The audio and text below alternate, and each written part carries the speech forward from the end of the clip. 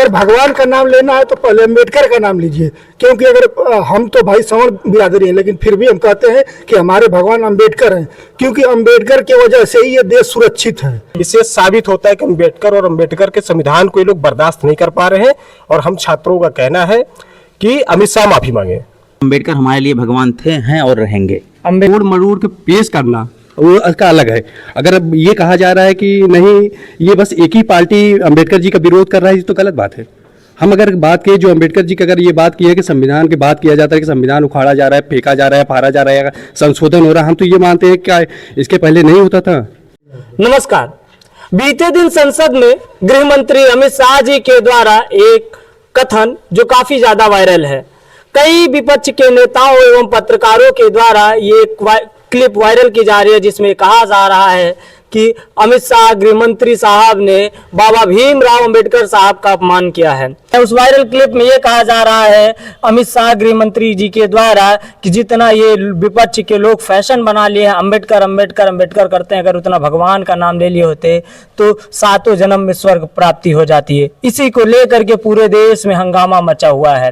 अंबेडकर को मानने वाले लोग और विपक्ष पार्टियों के नेता, छात्र नेता समेत सभी लोग सड़क पर उतर आए हैं। जहां अमित शाह से माफी मांगी जा रही है, वहीं हर जगह अमित शाह जी के पुतले जलाए जा रहे हैं। चाहे वो बिहार का शहर पटना हो, चाहे वो उत्तर प्रदेश की राजधानी लखनऊ हो, या फिर उत्तर प्रदेश की धर्म नगरी प्रयागराज हो। इस वक्त मैं मौजूद हूँ प्रयागराज में।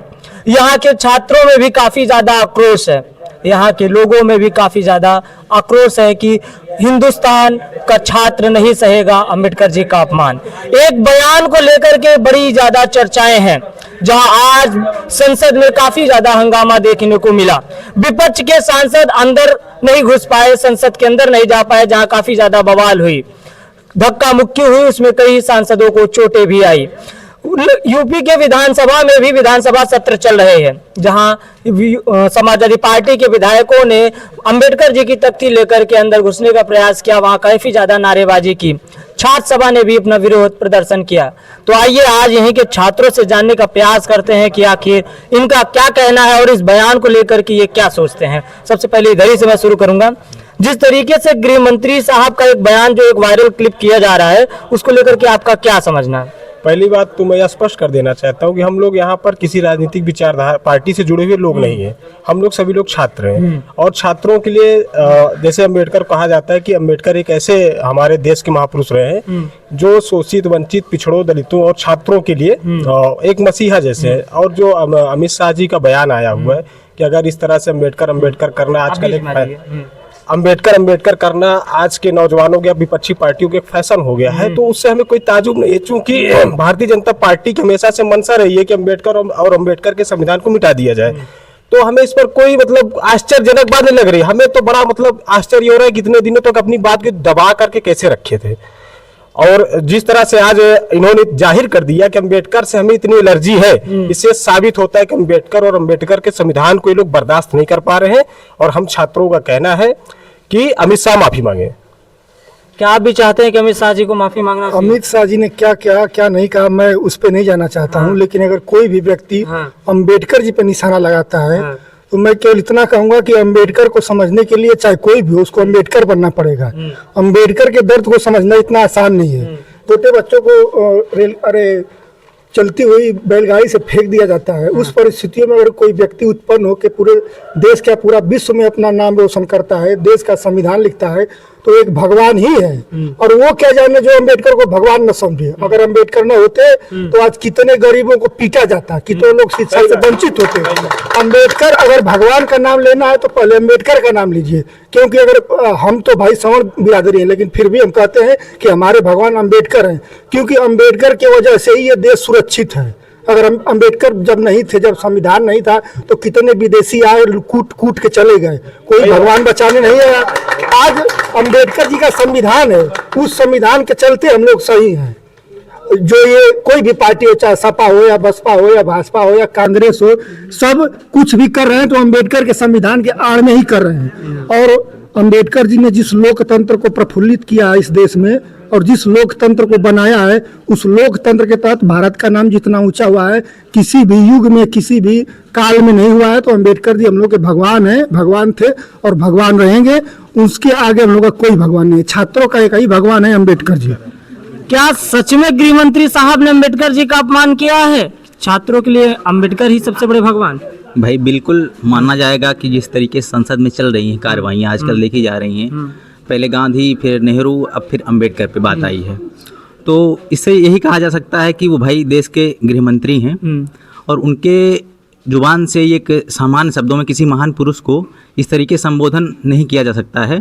खैर उनकी मंशा क्या रही है क्या नहीं वो तो वही जानते हैं।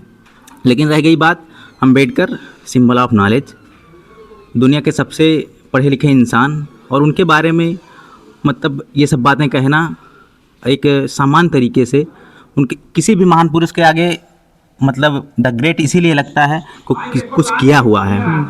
और रह गई बात कि उन्होंने इस तरीके से कहा और विपक्ष में इसका काफ़ी पुरजोर विरोध किया है। उन्होंने माफ़ी नामा भी शायद लिखा भी है, दिया भी है, जो भी कुछ रहा हो मेरे संज्ञान में भी नहीं है। लेकिन अंबेडकर को इस तरीके से टारगेट करना या फिर किसी भी महापुरुष को इस तरीके से टारगेट करना भारत के या दुनिया के किसी भी व्यक्ति का ये अच्छा कथन नहीं है। रह गई बात उनकी मंशा वो जाने, लेकिन अंबेडकर हमारे लिए भगवान थे, हैं और रहेंगे। अम्बेडकर ही सबसे बड़े भगवान?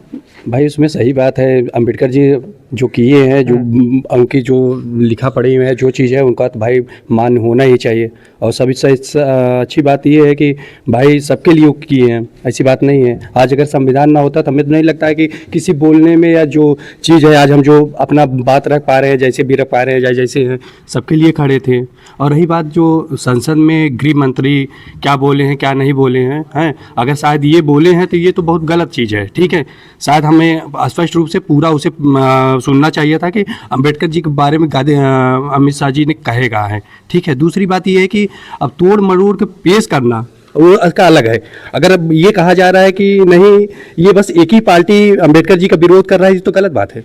हम अगर बात करें जो अंबेडकर जी की अगर ये बात की है कि संविधान की बात किया जाता है कि संविधान उखाड़ा जा रहा है, फेंका जा रहा है, फाड़ा जा रहा है, संशोधन हो रहा है, हम तो ये मानते हैं क्या इसके पहले नहीं होता था, इसके पहले कितनी संशोधन हुआ है। हम अगर कह रहे हैं कि कुछ कह रहे हैं कि नहीं अंबेडकर जी के यहाँ उनका खिलाफत दे रहे हैं, उनका विरोध कर रहे हैं, हमें बताइए कौन विरोध कर रहा है, कौन विरोध नहीं किया है। यही कांग्रेस पार्टी नहीं है अंबेडकर जी को विरोध की है, तो उनसे ज़्यादा विरोध कौन किया है।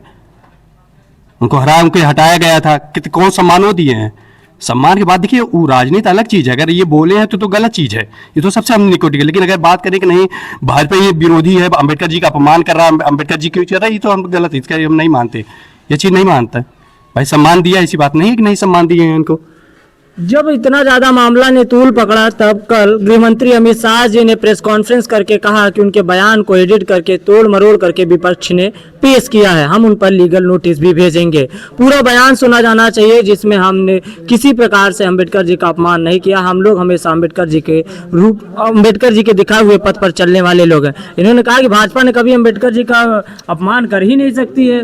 नहीं, भाजपा की बात नहीं है। भाजपा की मंशा तो सभी जानते हैं, भारतीय जनता पार्टी किस तरह की पार्टी है। तो संविधान को भी नहीं मानते हैं लोग, और आज़ादी के आंदोलन में भी इनकी जो मातृ संस्था रही आरएसएस, उनका भी कोई योगदान विशेष नहीं रहा है।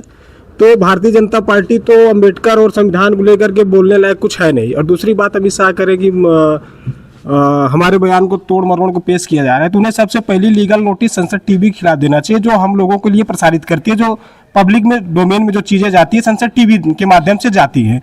तो पहला नोटिस उन्हें संसद टीवी को देना चाहिए। उनके बयान को सीधा संसद टीवी ने दिखाया और उसकी क्लिप निकाल करके, हाँ ये चीज़ जो आप बोले हैं, जो 30-35 सेकंड का इनका जो मेन बयान है, जो इन्होंने अंबेडकर के बारे में कहा कि अंबेडकर करना आजकल का फैशन हो गया है विपक्षी पार्टियों के लिए, अगर इतना भगवान का नाम लेते तो 7 जन्मों के पुण्य मिल जाती, इस तरह का इनका बयान है। ये इसी को काट करके जो है वायरल किया जा रहा है और इसी पर हम लोगों की आपत्ति भी है, चूंकि हम लोगों के लिए हमने ईश्वर को नहीं देखा है और जिसे हम न देखे उसको मान भी नहीं सकते हैं। अंबेडकर सबसे बड़े या भगवान सबसे बड़े? नहीं, दोनों की तुलना करना एक अलग अलग बात है। ऐसे इंसान और भगवान में अभी तो डिफरेंट ही। जब वो पैदा हुए होंगे तो भी भगवान को मान ही रहे होंगे। जब उनके पास बौद्धिक क्षमता आई तब वो देखे कि हमारे खिलाफ क्या हो रहा है, कैसे हो रहा है साज। लेकिन भैया ने कहा कि कांग्रेस ने कुछ उनका सम्मान नहीं किया। तो सम्मान की बात किया जाए तो ड्राफ्टिंग कमेटी के अध्यक्ष कांग्रेस ने बनाया, पहले लॉ मिनिस्टर उन्होंने बनाया। रही बात उनको जब सम्मान न मिला अपने मतलब धर्म जो से ताल्लुक रखते थे हिंदू धर्म से, तब वो कैसे वो किए, मतलब मनुस्मृति के खिलाफ गए। मनुस्मृति मानने वाला कौन है आज? आरएसएस है, भाजपा है। और उनके संबंध में हमेशा क्या होती है, कुछ भी हिंदू संगठन हो, अभी हाल ही में शेखर यादव जी ने भी ऐसा कुछ संभव किया, हाई कोर्ट के जज है, इलाहाबाद हाई कोर्ट के जज जी।